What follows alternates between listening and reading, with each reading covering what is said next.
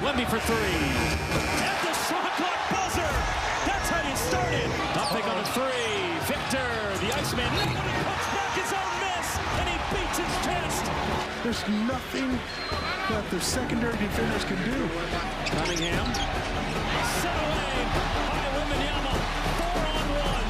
Devin for Victor. Holy smokes.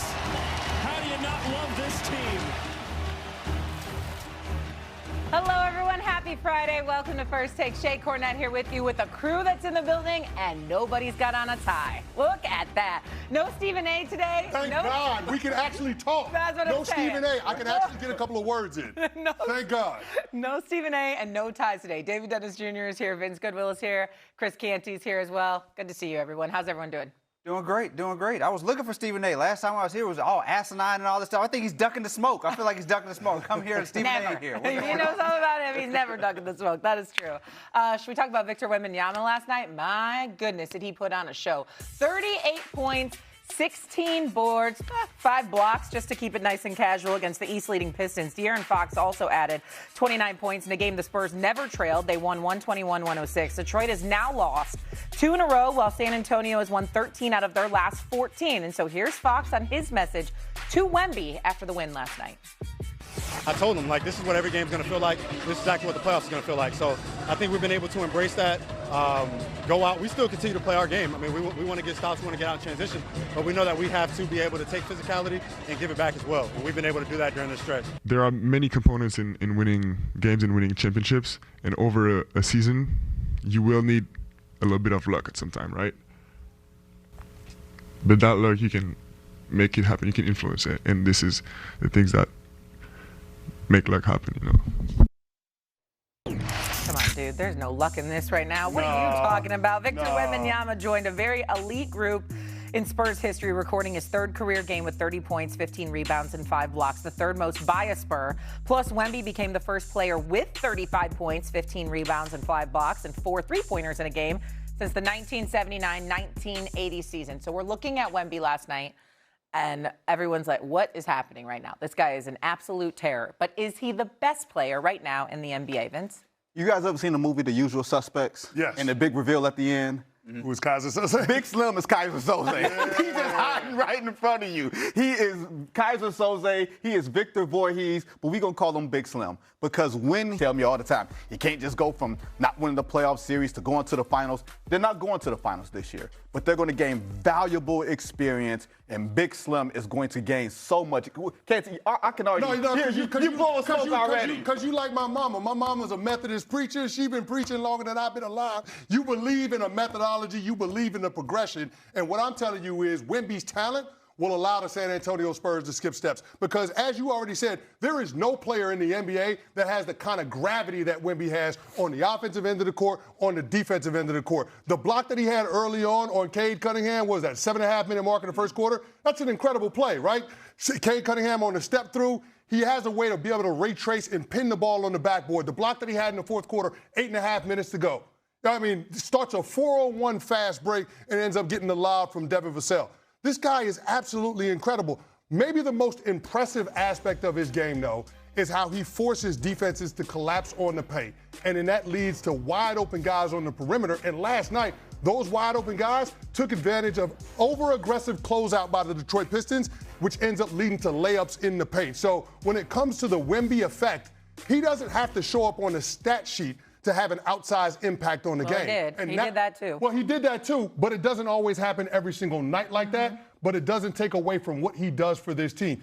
He is the best player in this league right now in terms of both ends on the court. There is no question about it. And that's why I'm a believer in the San Antonio Spurs being able to get to the NBA Finals this year.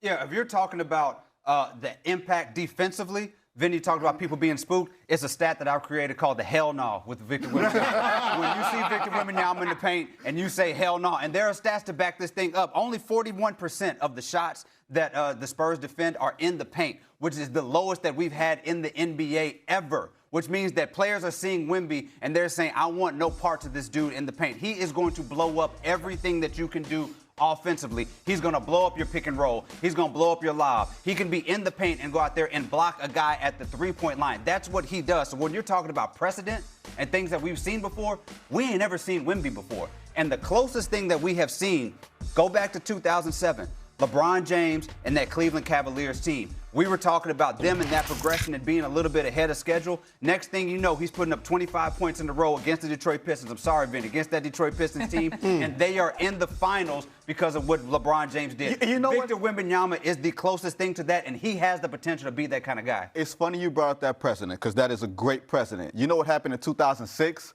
LeBron had a playoff run. They got to the second round. They got to the seventh game against those same Detroit Pistons, and they lost. And that's what I'm saying. The Spurs are not a championship caliber team right now. That's no shot to them because they didn't expect to be a championship caliber team this season. They are a year ahead of schedule. They don't have that desperation, those expectations. That's Denver. That's the Lakers. That's the champion Thunder. Those are the teams that have to win. The Lakers always have to win. They said championship expectations. I say it was realistic. Dang, about to say that ain't gonna happen.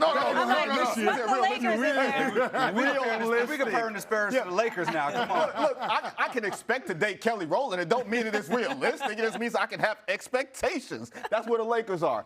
I'm saying that San Antonio, they're moving incrementally. And I think when you look at teams, San Antonio, Detroit, the fact that they didn't make moves at the trade deadline to bolster shooting and shot creation lets me know that the front office, that the ownership does not want to skip steps and they're willing to let their natural progression percolate on its own. What will it take for you to be convinced that the Spurs could be a championship team this year? Well, is there anything that could maybe convince you? Yeah, them being there.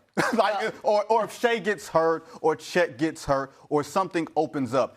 I think them beating Oklahoma City 4 out of 5 times, including in the NBA Cup, that raised the level of expectations outside.